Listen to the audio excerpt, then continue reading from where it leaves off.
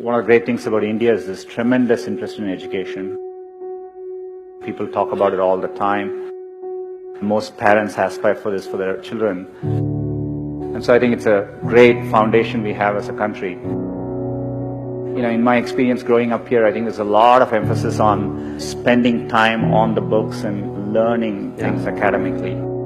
I think there's a lot of pressure to follow set lanes throughout your career. You're in high school, you're thinking about college. A lot of times when I was younger, people would say, this person didn't get into this college or something, and that's the end of the road. I mean, life is so different from that.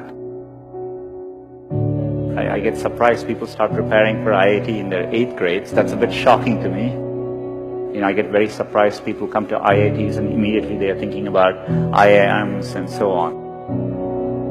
The US, for example, most students don't choose their majors till their final year. So people explore different things and find what they're really passionate about. The way I dealt with these things was try and feel what I really enjoy doing and pursue that. I would do what feels something like you like spending time on. I would use that as a yardstick and not feel the pressure to do what others are telling you to do. I've always wanted to work on computing, build computing products. The thing which still keeps me going is the desire to build products which will be used by billions of users and makes a difference for them. And that's what I've been focused on. It doesn't need to be even in engineering. There are many, many different ways, and you will see this later in life. People do well from all walks of life.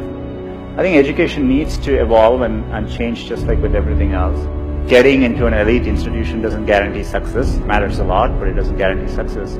I would like to see people value creativity, value experience of doing things, taking risks. It is important to be well-rounded. I would encourage people to try different things, take some risks, follow their passions a little bit more, enjoy what you're doing. And what matters most is loving what you're doing and trying to do well at it. So I think if you follow your heart and do what you like, you will always do much better.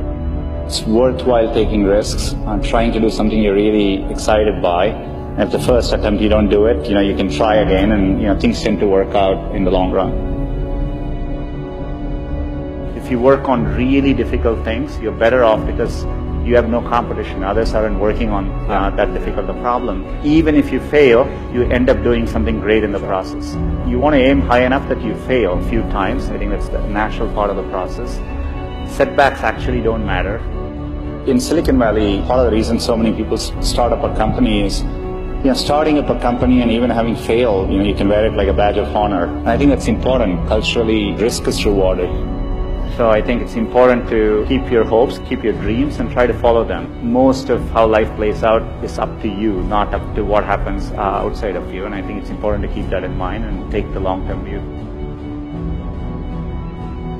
Some point in your life, you have to work with people where you feel a bit insecure, because that means you're working with people who are better than you and who are pushing you. If you actually feel very secure in what you do, it means you're doing something comfortable and you're not pushing yourself.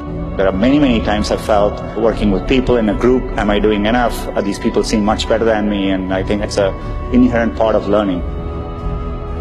And as a leader, I think it's really important to build organizations where people actually want to work together and trusting them to doing the right thing. And as a leader, it's less about trying to be successful and more about to make those people successful.